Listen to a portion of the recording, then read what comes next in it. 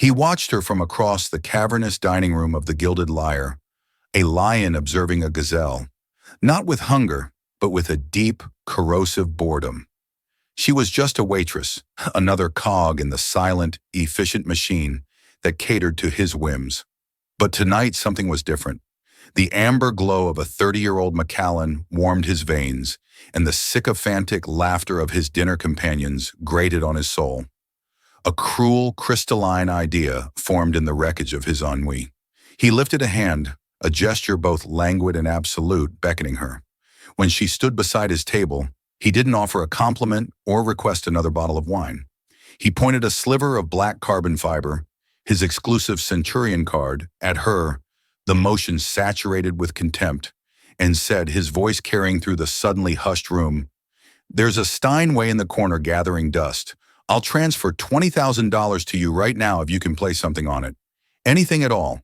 Prove you're more than just a pretty face carrying a tray." The room's gentle hum of conversation evaporated, but he, Arthur Sterling, had made a catastrophic miscalculation. He thought he was purchasing a moment of fleeting humiliation to entertain his vapid guests.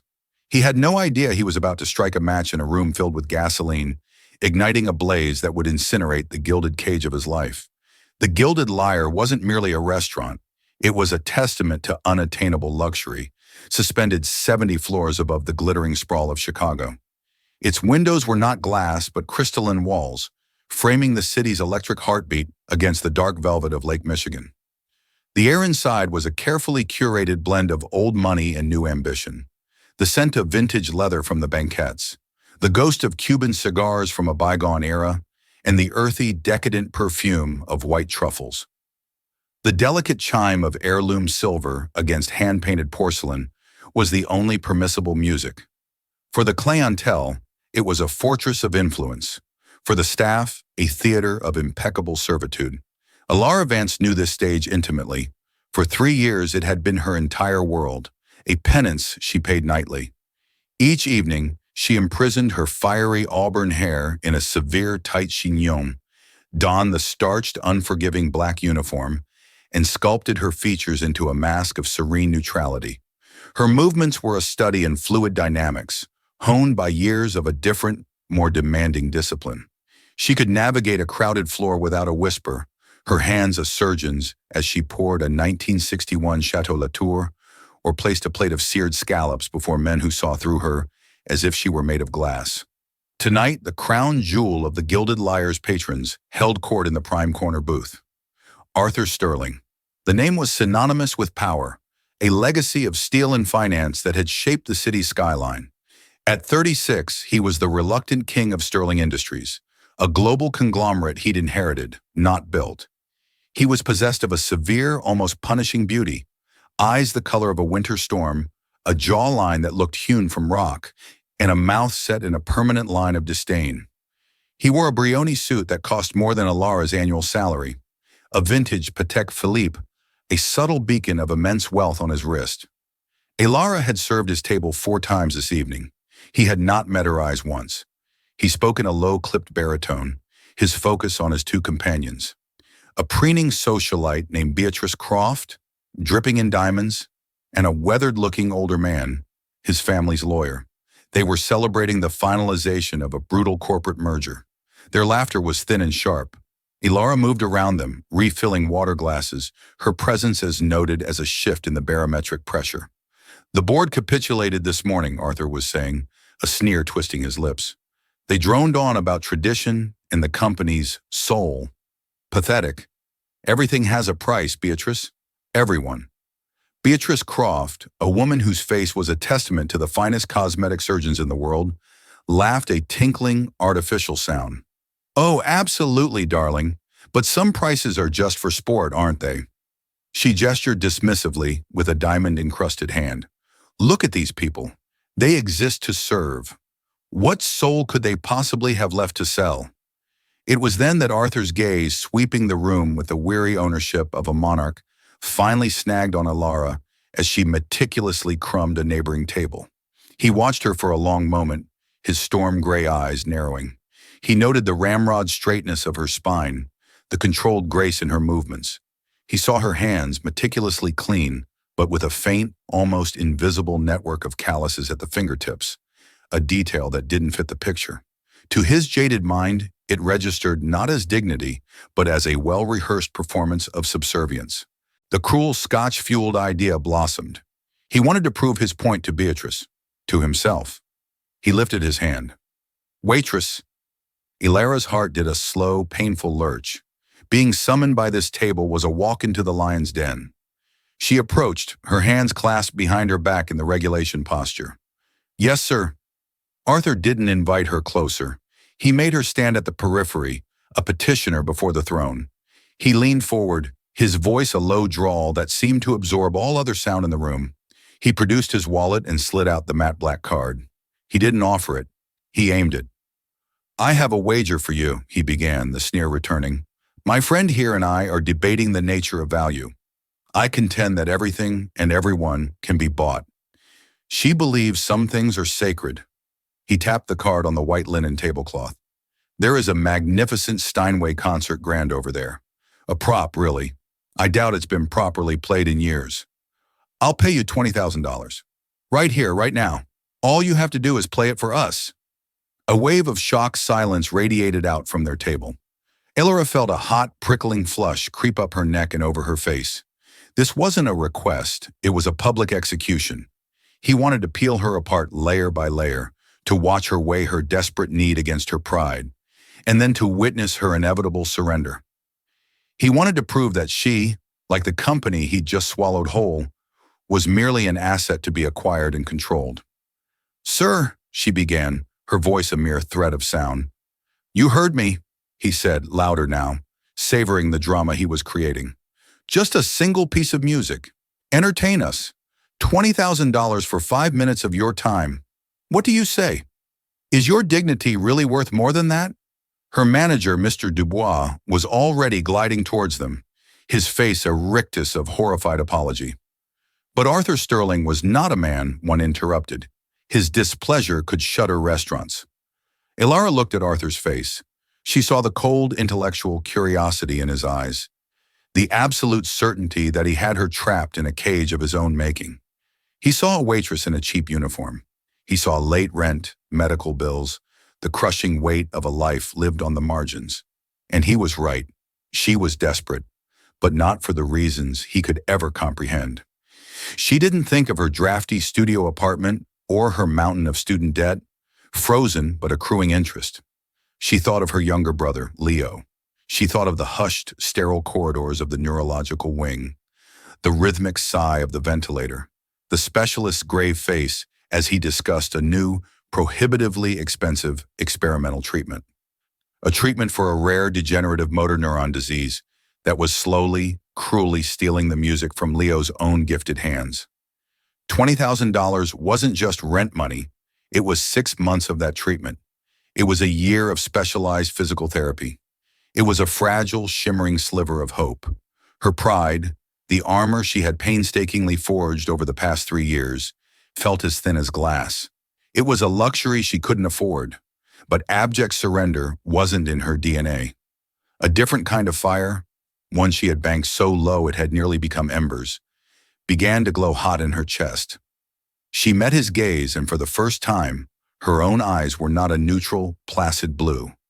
They were the color of a stormy sea, deep and turbulent, and they held an intensity that made him unconsciously straighten in his seat. She gave a single, sharp nod. "All right." The word was a gunshot in the silent room. "But not for your entertainment," she added, her voice suddenly clear and resonant, stripped of its waitress hush. She gestured to the gleaming black Steinway, isolated on a small raised dais. "And I'll need you to process the payment first." Arthur's sneer widened into a wolfish grin of triumph. He had won. He signaled, and within a minute, a portable payment terminal materialized at the table. He took the device, tapped his card, and entered the amount with 4 deliberate keystrokes. A receipt for $20,000 spooled out. He tore it off and held it out to her. "Your fee," he said, his tone dripping with condescension. Ilara took the slip of paper. Her hand was rock steady. She folded it once and tucked it deep into her apron pocket. Then she turned her back on him and walked toward the piano. The room held its breath. She began to unpin her hair, the severe chignon unraveling into a cascade of auburn waves that caught the light of the crystal chandeliers like captured fire. She kicked off her sensible black work shoes, her bare feet making no sound on the plush carpet, and then the polished wood of the dais. Every diner, every waiter, every busboy was frozen, watching. Arthur Sterling leaned back in his booth, crossing his arms over his chest, ready for the pathetic spectacle. He expected a clumsy rendition of Chopsticks, or perhaps a halting, half-remembered tune from childhood piano lessons. He was about to receive the shock of his formidable life. Elara sat on the polished black leather bench, the city of Chicago a silent, glittering audience at her back. She didn't look at the keys. She closed her eyes for a single, profound breath. In that moment, the waitress uniform became a costume. The opulent restaurant faded to black, and she was transported to another place. The hallowed practice rooms of Juilliard, the air thick with the scent of old wood, rosin, and fierce ambition. She could hear the voice of her late father, a concert pianist himself, a man whose gentle hands could conjure thunder from a keyboard. "Don't just play the notes, Elara," he would whisper, his voice a warm memory. "Play the reason the notes were written. Let the story flow through your hands." She opened her eyes. The story tonight was one of righteous fury. She placed her hands on the keys, and the first notes that erupted into the silent room were not a melody, but a declaration of war. It was a tempestuous, dissonant chord that struck the air like a bolt of lightning, making several patrons physically jolt. It was the opening of Rachmaninoff's Piano Concerto No. 2, but played with a raw, savage power that was all her own. Her hands, which minutes ago had been carefully balancing trays, were now a blur of controlled violence on the keyboard. They flew across the 88 keys, a ferocious, breathtaking display of technical brilliance. Arpeggios cascaded like waterfalls, octaves hammered out a rhythm of defiance. Intricate passages were dispatched with a precision that was nothing short of terrifying. Arthur Sterling's triumphant grin vanished, replaced by a mask of stunned disbelief. This wasn't the clumsy fumbling he'd paid for. This was a masterclass. This was a world-class talent, a ferocious, untamed genius, hiding in plain sight behind a waitress's apron. The patrons were utterly captivated. Forks hung, suspended in midair. Conversations were forgotten. The only sound was the magnificent, thundering voice of the Steinway, expertly commanded. The older lawyer at Arthur's table leaned towards him, his voice a stunned whisper. "Arthur, my God, who is she?" Arthur didn't answer. He couldn't. His mind was reeling. He, a man who curated his life with priceless art, whose walls were adorned with Rothkos and de Koonings, recognized the language she was speaking. It was the language of sublime artistry, born of thousands of hours of devotion and sacrifice. He felt a strange, sickening lurch in his gut. It was the feeling of being profoundly, irrevocably wrong. Elara was lost to the music. The concerto was a torrent of everything she had suppressed for 3 long years. The grief for her parents, lost in a sudden, senseless accident. The rage at a universe that had snatched away her scholarship, her future, and forced her to trade the concert hall for a dining room. The fierce, desperate love for Leo that was the engine of her entire existence. She played the pain of watching her own virtuosity lie fallow while her brother's body betrayed him. She played the humiliation of filling out financial aid forms for his medical care. She played the despair of sleepless nights spent wondering if this gilded cage was all her life would ever be. Her performance wasn't just technically perfect, it was emotionally devastating. She poured every ounce of her frustration, her sorrow, and her unyielding hope into the music.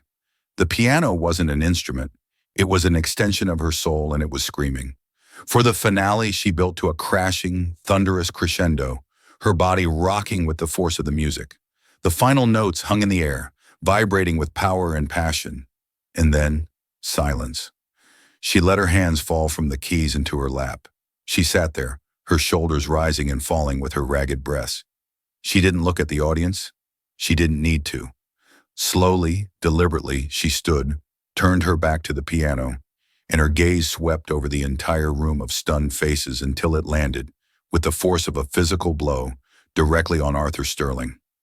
Her face was pale, her eyes blazing with a cold, triumphant fire. The silence stretched for 5, 10, 15 seconds. It was broken by a single person. The lawyer at Arthur's table, his face a mixture of awe and shame, began to clap. Hesitantly at first, then with firm conviction, he rose to his feet. One by one, table by table, others joined him. The polite applause swelled into a roaring, sustained standing ovation. The titans of industry and the doyens of Chicago society were on their feet, applauding a waitress who had just stripped them of all their pretense. Arthur remained seated, frozen. The applause was a deafening roar in his ears. He felt as if the floor had dropped out from beneath him. He had intended to purchase a cheap thrill. Instead, he had paid to witness a revelation. He had treated a Stradivarius as a common fiddle. The arrogance drained out of him, replaced by a vast, hollow sense of shame that was utterly foreign to him. Ilara ignored the ovation.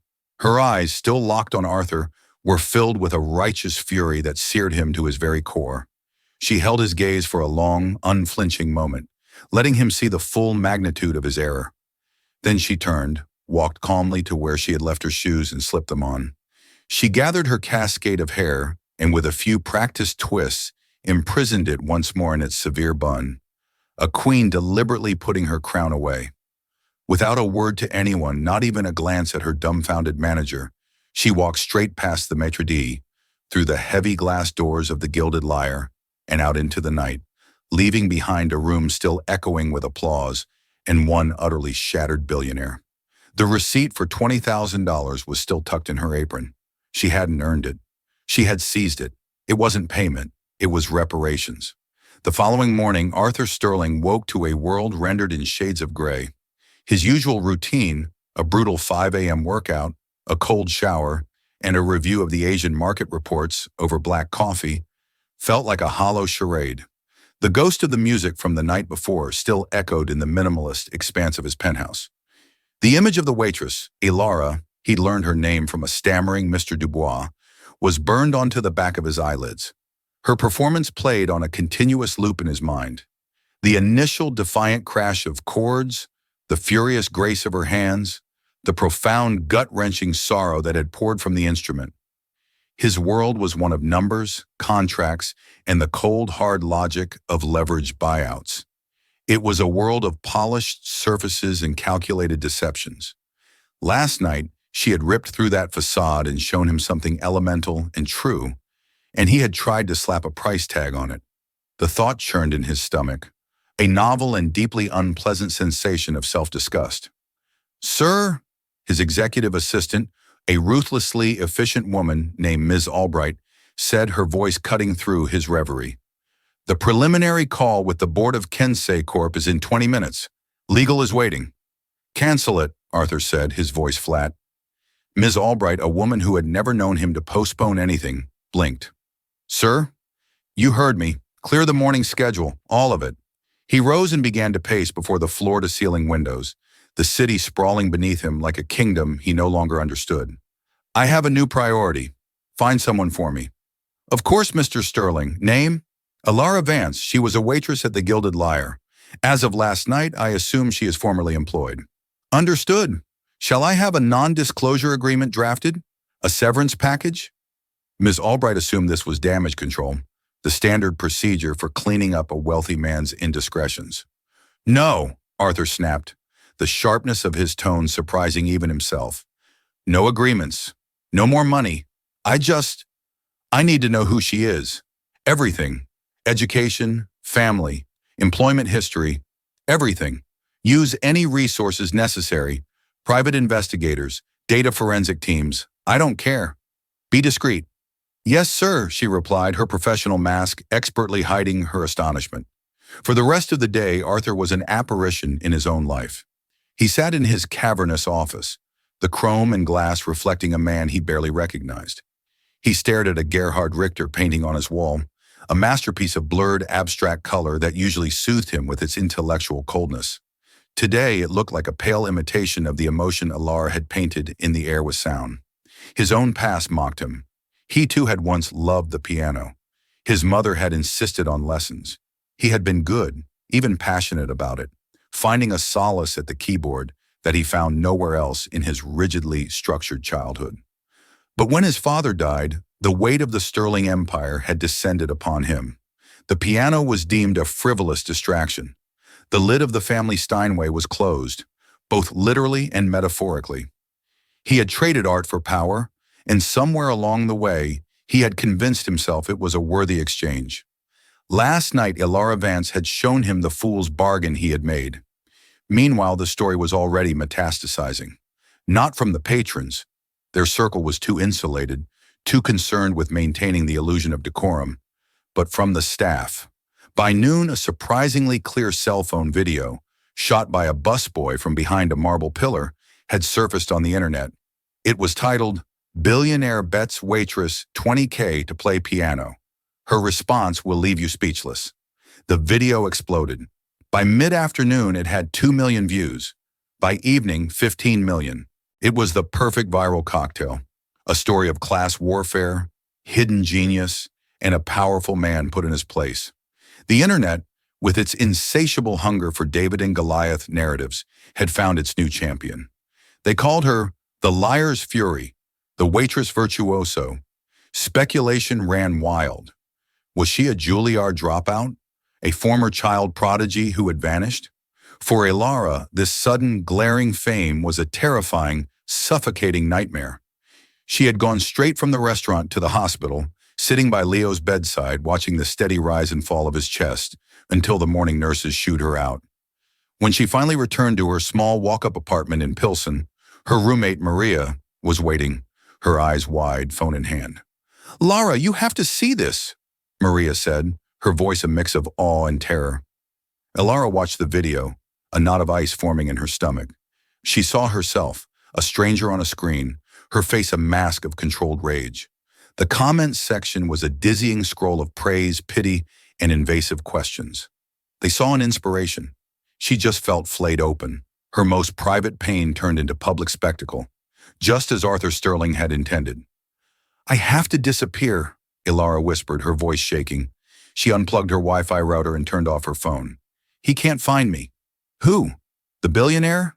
Maria asked. "Lara, what he did was monstrous, but look at this. Juilliard just put out a statement. The Chicago Symphony Orchestra wants to contact you. These are real offers." "It's pity, Maria.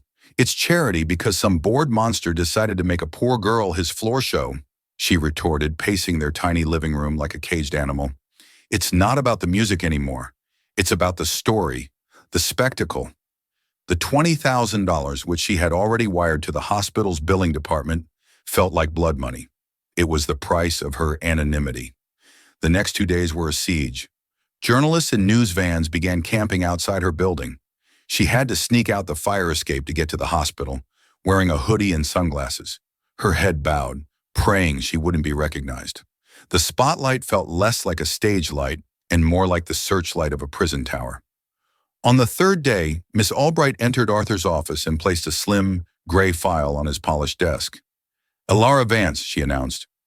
Arthur opened it, his heart thudding with an unfamiliar sense of dread. The report, compiled by the best investigators his money could buy, was a life story told in cold, hard bullet points. Ilara Vance, age 25. Their parents. Daniel and Anya Vance, both professional musicians. Daniel, a concert pianist. Anya, a cellist with the symphony. Deceased. Head-on collision with a drunk driver, 3 years prior. Education. Admitted to the Juilliard School, piano performance, on a full dean scholarship at age 17. Considered a prodigy. Withdrew at age 22. Reason for withdrawal. The accident that killed her parents left her younger brother, Leo Vance, age 16 at the time, with severe spinal and neurological damage. Became his legal guardian and sole provider. Sibling. Leo Vance, age 19. Currently in long-term care at the Shepherd Center for Neurological Rehabilitation. Diagnosis: acquired motor neuron disease, secondary to traumatic injury. Condition is degenerative, requiring constant, expensive care and experimental therapies. Employment history. A string of service industry jobs for 3 years. Waitress, barista, coat check attendant, all positions allowing for flexible, often nocturnal hours to accommodate hospital visits. Financials. In excess of $600,000 in medical debt. No significant assets. Scholarship fund from Juilliard was forfeited upon withdrawal. Arthur read the report 3 times, each word a blow to the gut. The cold facts painted a picture far more devastating than any piece of music. A prodigy who had sacrificed her entire world for her brother. She wasn't playing for her pride that night. She wasn't playing for his dirty money. She was playing for a life. Her brother's life. The shame he had felt before was a pale shadow compared to the tidal wave of revulsion that crashed over him now. He hadn't just been arrogant. He had been monstrously cruel. He had taken a woman's unimaginable private tragedy and turned it into a spectacle for his own cynical amusement. He closed the file. His famous decisiveness, his killer instinct in the boardroom, had deserted him. He had no idea what to do. Sending more money would be a grotesque insult, a confirmation of her worst opinion of him. An apology felt pathetically inadequate, but doing nothing was unthinkable. "Cancel the rest of my week, Albright," he said, his voice hoarse, "and get me the entire board of directors for the Shepherd Center on the line. I want to talk to them about their underfunded research wing." He was no longer just searching for a woman. He was searching for a way to reckon with the hollow man he had become. Finding Alara's apartment building in Pilsen was a simple matter for a man with Arthur's resources. Approaching it was one of the most difficult things he had ever done. He'd traded the Brioni suit for dark jeans and a simple charcoal gray cashmere sweater. A futile attempt to look less like a corporate predator and more like a human being. He drove himself in an unassuming black Tesla, leaving his chauffeur and his Rolls-Royce behind, and parked half a block away from her walk-up, with its colorful murals and weathered brick facade. The neighborhood pulsed with a life and vibrancy that was entirely alien to his sterile world of glass towers. He stood on the sidewalk for a full 10 minutes, watching families come and go, trying to assemble the right words in his mind. None came. He finally walked up the steps and pressed the button for apartment 3B. There was no answer. He tried again. Silence. Just as he was about to turn away, the main door creaked open, and a young woman with vibrant purple streaks in her hair and a sketchbook under her arm came out. It was Maria, on her way to an art class. Her eyes widened as she recognized him instantly from the viral video. A look of pure, unadulterated hostility washed over her face.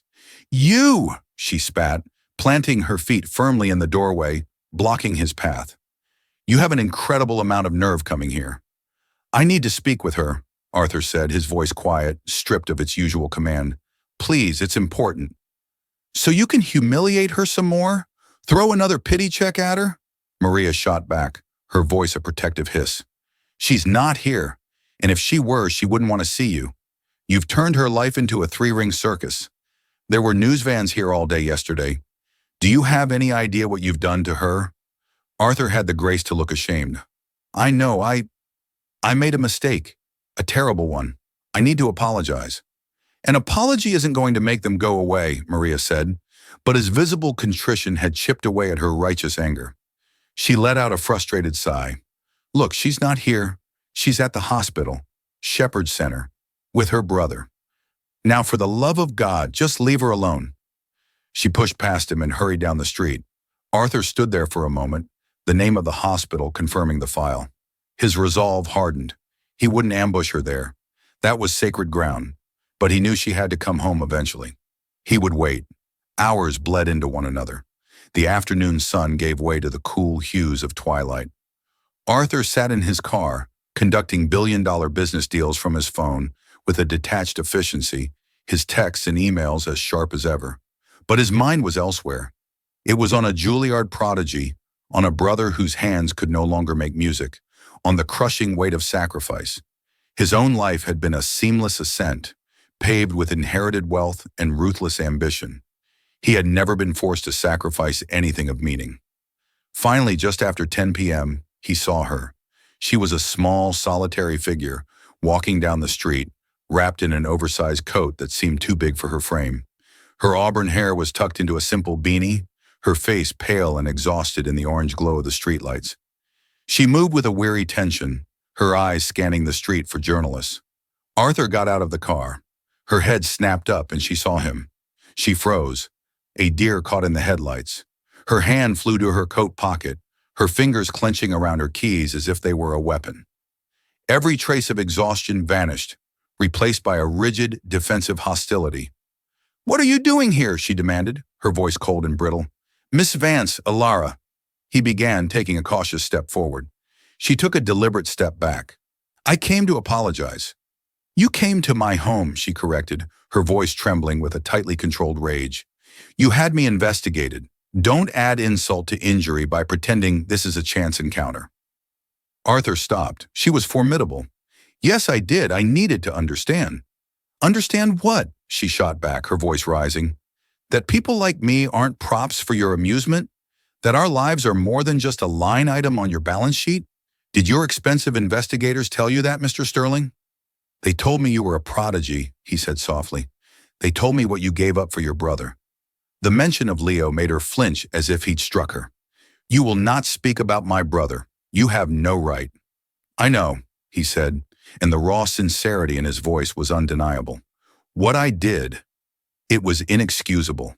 It was arrogant and cruel, and I will regret it for the rest of my life. The world sees a video, a performance. They don't see the context. I do, and I am profoundly sorry." Alara stared at him, her chest tight. She had braced herself for arrogant justifications, for another dismissive offer of money. She had not expected this quiet, soul-deep shame. It disarmed her, but the anger was still there, a necessary shield against the man who had laid her soul bare for public consumption. "Your apology doesn't make the reporters disappear," she said, her voice sharp as broken glass. "It doesn't give me back my privacy. It doesn't change the fact that the world now looks at me with pity." "I want to help," Arthur said, stumbling back into his default mode of solving problems. "The Sterling Foundation, we can create a grant, a full scholarship to any conservatory in the world you choose. We can cover all of Leo's medical expenses. Indefinitely, all of it. Just name your price. I'll make this right." It was the worst possible thing he could have said. Alara's face, which had softened for a fraction of a second, hardened into stone. A bitter, mirthless laugh escaped her lips. "Name my price," she repeated, the words dripping with scorn. "You still don't get it. After everything you've learned, you still think this is a transaction. You think you can point your money cannon at this ugly thing you've created and blast it all away? My life, my brother's health, my music. It is not for sale, Mr. Sterling. It never was." She took a deep, shuddering breath, her eyes glittering with unshed tears of pure fury. "The $20,000 you paid me is covering 2 experimental treatments for my brother. That is the only transaction you and I will ever have. Thank you for that. And now I want you to leave, and I never ever want to see you again." She turned on her heel, walked to her building, and fumbled with her keys, her back ramrod straight. She didn't look back. Arthur stood alone on the sidewalk, the cold Chicago wind biting at his skin. He felt as though she had reached into his chest and squeezed his heart. "It's not for sale." The words echoed in the empty space inside him, a final, damning judgment. He had come to fix a problem the way he always did, with power, influence, and an open checkbook. And he had failed utterly. He had thought the music was her story. He was wrong. The music was just the prologue. Her real story was one of integrity, and he had just discovered it was the one currency he didn't possess and couldn't buy. As he walked back to his car, a cold certainty settled over him. A simple apology and a blank check wouldn't fix this. To make this right, he would have to change the very foundation of the world he had mastered. Arthur Sterling had not built upon his father's empire by accepting defeat. Alara's rejection, as absolute and scalding as it was, did not deter him. It recalibrated his entire strategy. The problem was not a financial deficit to be filled, but a moral bankruptcy to be reconciled. He returned to his world of glass and steel not with a sense of failure, but with a new, terrifyingly clear purpose. His first action was not a call to his lawyers or bankers. It was a private meeting, requested with an urgency that bordered on a command, with Dr. Lena Petrov, the head of the Shepherd Center's neurorehabilitation wing. He met her not in his imposing office, but in a small, neutral conference room at the hospital. He bypassed all pleasantries. Dr. Petrov, I am aware of your groundbreaking work in motor neuron therapies. I am also aware your research division is criminally underfunded. Dr. Petrov, a woman with weary eyes and a will of iron, was cautious. We do the best we can with the resources we have, Mr. Sterling.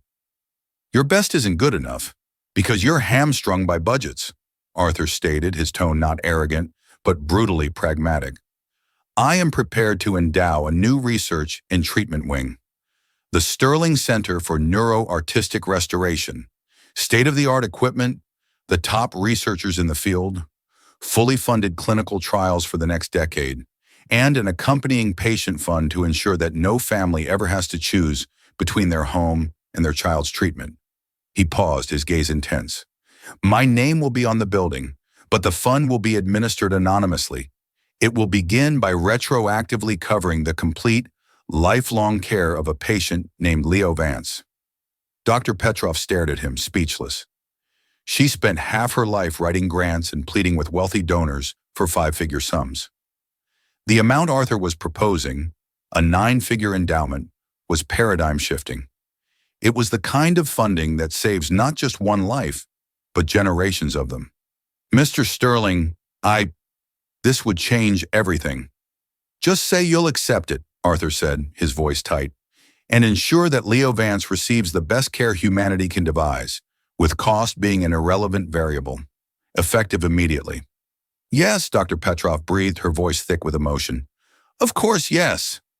That was the first piece, the easy piece, the part that money could solve. The second was infinitely more complex. Alara had rejected his charity because it was a transactional apology, a way for him to assuage his guilt. He needed to create an opportunity, not a handout. He had to build a stage, not a gilded cage. He spent the next 2 weeks in a maelstrom of activity, leveraging his formidable network not for financial acquisition, but for artistic consultation. He met with the provost of Juilliard, the board of the Chicago Symphony Orchestra, and renowned acousticians and architects. He wasn't buying talent. He was immersing himself in the world that had been stolen from Alara, learning its language, understanding its fragile ecosystem. He learned about the brutal economics of being a classical musician, the thousands of brilliant artists derailed by a single family crisis, a single medical bill. An idea began to take shape, something grand and audacious. It wasn't about one pianist. It was about all of them. His lawyer, the same older man from the restaurant, found him late one night in his office, surrounded not by financial projections, but by architectural blueprints for a new kind of building. I thought you'd be in Zurich for the banking summit, the lawyer Marcus Thorne said, loosening his tie. Postponed it, Arthur replied, not looking up. Look at this. He slid a thick proposal across the vast desk. The title read, The Cadenza Trust. Marcus read it, his eyebrows climbing higher with each page. It was a proposal for a new foundation, endowed with a staggering $250 million of Arthur's personal fortune. Its mission was twofold. First, to provide career interruption grants for promising young performing artists whose paths were threatened by personal or financial crisis. Second, to build a state-of-the-art performance and wellness center in the heart of Chicago, a place offering not just practice rooms and a concert hall, but also free physical therapy, mental health services, and financial counseling for artists. My God, Arthur, Marcus whispered, this is transformative. What brought this on? You heard what she played, Arthur said, finally looking up. His eyes were tired but held a clarity Marcus hadn't seen in years. That kind of talent shouldn't be left to the mercy of a random tragedy or the whim of a bored billionaire. This isn't charity, it's an investment in the human soul. He was building a world where someone like Alara Vance would never have to choose between her brother's life and her art again. While Arthur was quietly restructuring his universe, Alara was fighting a war of attrition. A few days after their confrontation, she received a call from Dr. Petrov. "Ilara, I have the most incredible news," the doctor said, her voice filled with a joy Ilara hadn't heard in years. "A new endowment has just been finalized. A massive one. The long and short of it is this. Leo's entire treatment plan, all of it, from today until the day he walks out of here, is completely covered." Ilara sank onto the edge of her bed, the phone pressed hard against her ear, as silent tears of overwhelming relief streamed down her face. For 3 years she had been Atlas, carrying the world on her shoulders. In a single phone call, the weight had vanished. She vaguely registered the name Sterling on the new wing, but assumed it was just another wealthy Chicago family. In a city of immense fortunes, she accepted it as a miracle, a moment of impossible grace. The crushing financial burden was lifted, but the weight of her squandered talent remained.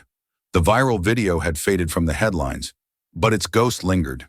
She had received dozens of offers, of course, from agents, record labels, and orchestras, but they all felt tainted, products of the spectacle, not the music.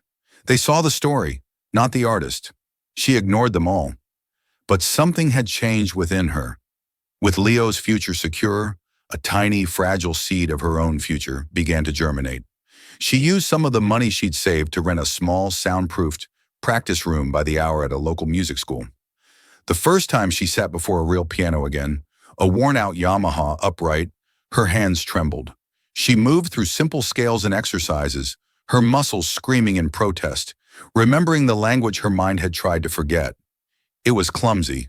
Her timing was off, her endurance a shadow of what it once was. But the muscle memory, the soul of the music, was there, buried deep. Each day she reclaimed a small piece of the woman she was supposed to be. It was during one of these sessions that a new player entered the game. Beatrice Croft had not forgotten her public humiliation at the Gilded Lyre. To be upstaged, to have her companion utterly captivated by a waitress, was an unforgivable insult. She had watched the waitress's viral fame with a curdled envy. Now, hearing whispers of Arthur's sudden, massive philanthropic shift toward the arts, she sensed an opportunity. She arranged to run into Arthur at a charity auction, approaching him with a predatory smile. "Arthur, darling, I was so heartbroken to hear about what you went through. That poor, unstable girl, putting you in such a position." "She is not unstable, Beatrice. She is a genius," Arthur said, his voice glacial. Beatrice's smile didn't waver. "Of course, a troubled genius. They so often go hand in hand. I've been doing some digging, out of concern. I have friends on the board at Juilliard. It seems our Miss Vance didn't just withdraw. She had a rather dramatic flame-out. Accusations of academic dishonesty, a physical altercation with a fellow student. They were going to expel her anyway. The family tragedy was just a convenient cover story." She patted his arm. "I just worry for you, darling. Your wonderful new foundation. You wouldn't want its first poster child to have such a sordid past. It would undermine everything." Arthur felt a cold prickle of unease. He knew Beatrice was a venomous gossip, but the details were specific, designed to sound plausible. He recognized her game immediately. She couldn't attack Ilara's talent, so she was trying to poison her character to reframe her as an unworthy recipient of his attention. "Thank you for your concern, Beatrice," Arthur said, his voice leaving no room for argument. "I will have my people look into it." He turned and walked away, a sense of foreboding settling over him. He was building an ark for artists like Ilara, but he knew that for every true talent, there were sharks like Beatrice Croft circling in the water, drawn by the scent of money and eager to pull everyone else down. He had created the spectacle that made Ilara a target, and he was beginning to realize his penance might involve protecting her from the very world he inhabited. The world that would rather destroy a prodigy than see her rise. The official launch of the Cadenza Trust was the most anticipated event of the Chicago social season. It was held not in a stuffy ballroom, but in the soaring modern atrium of a newly constructed building, the Trust's permanent home. Arthur Sterling, typically a phantom at such events, was the evening's host. He moved through the crowd, a man transformed. The arrogant sneer was gone, replaced by a quiet, focused intensity. He accepted congratulations from the city's elite, but his eyes kept drifting towards the entrance. He had sent a single personal invitation to Alara, delivered by courier to her apartment. It wasn't a summons, but a simple, respectful offering. Inside, on a plain white card, was a handwritten note. "This is not a cage. It is a stage. It's yours if you want it. No strings attached." He didn't know if she would come. He almost hoped she wouldn't, for her own sake. This room was filled with the very people who would have let her languish in obscurity. "Still no sign?" Marcus Thorne asked, appearing at his side. "No," Arthur said. "Perhaps it's for the best. What I've built here, it might not be enough to protect her from them." His thought was interrupted by the arrival of Beatrice Croft, a vision in crimson silk, a triumphant smirk on her face. "Arthur, darling," she purred, "what a magnificent achievement, a true testament to your generosity." Her eyes scanned the room. "I see your little project isn't here. Wise of her to stay away. I had my sources confirm the Juilliard story. It's even juicier than I thought. The journalist I spoke to is running it tomorrow morning. A full exposé." Arthur's blood ran cold. "What have you done, Beatrice?" "Me? I've done nothing but protect an old friend from making a terrible mistake," she said, her voice a sweet poison. "Reputation is everything, Arthur, and hers is about to be in tatters." Meanwhile, across town, Alara stood in her small apartment, the invitation in her hand. She had read Arthur's note 100 times. A stage. A part of her was terrified. His world was filled with predators like Beatrice, a woman whose casual cruelty she remembered vividly from the restaurant. But another stronger part of her was tired of hiding, tired of letting others define her. She had just finished a call with her brother, Leo. For the first time in years, his voice had been filled with genuine hope. He was starting a new therapy, he'd said, something cutting edge, all thanks to some anonymous donor. He told her he'd had a dream that he was playing the cello again. "You have to play for both of us now, Lara," he'd urged her. "Don't let them silence you." Her phone buzzed. It was a text from a friend, a violinist who was working as a caterer at the gala. "Watch out. A nasty journalist is here asking questions about you. Something about Juilliard. A woman named Beatrice Croft is feeding him stories." The final piece clicked into place. The sneering woman from the restaurant. The lies. They weren't just content to see her fail. They were actively trying to tear her down. The embers of the fire she'd felt at the Gilded Lyre roared back to life. But this time it was not a wild inferno, but a focused, white-hot flame. They thought she was unstable, a cheat, a victim. She looked at the simple black dress hanging on her door, the only nice thing she owned. Her quiet reclamation in the practice room was over. Hiding was over. She was not going to let a lie be the final word on her story. Beatrice Croft wanted to destroy a ghost. She was about to find out what it felt like to be haunted. Alara Petrova was going to the gala. She arrived not with a grand entrance, but like a whisper that grows into a storm. She slipped through a side door, her simple black dress a stark column of defiance against the glittering excess of the gala. The name Alara Vance was all it took for a panicked security guard to lead her backstage, where she found Arthur locked in a tense conversation with Marcus and a public relations specialist. He looked up as she entered, and the raw shock on his face was quickly eclipsed by something else: profound respect. "I saw the texts," she said, her voice steady and clear, devoid of any tremor of fear. "I know what Beatrice is doing. It's a lie." She met his gaze, and for the first time, they were not Billionaire and Waitress, but equals. "You offered me a stage. I'm here to use it." This was not the cornered woman from the restaurant. This was a warrior claiming her ground. Arthur turned to the bewildered stage manager. "The program has changed," he commanded, his voice ringing with an authority that tolerated no argument. "The keynote speech is canceled. Miss Vance will perform." In the grand atrium, Beatrice Croft was holding court, regaling a small circle with thinly veiled stories about an unstable musician. When the host's voice echoed from the speakers, it was Arthur. "Ladies and gentlemen," his voice boomed, silencing the crowd. "The Cadenza Trust was founded on a simple principle, that true artistry should never be silenced. Tonight, we have been blessed with the presence of the very artist who inspired its creation. Please welcome Miss Alara Vance." A wave of murmurs swept the room. Beatrice's face went pale, her wine glass freezing halfway to her lips. A Steinway concert grand, the twin of the one from the Gilded Lyre, was already center stage. The spotlight found Alara as she walked from the wings. There was no rage in her posture this time, only a calm, unshakable poise.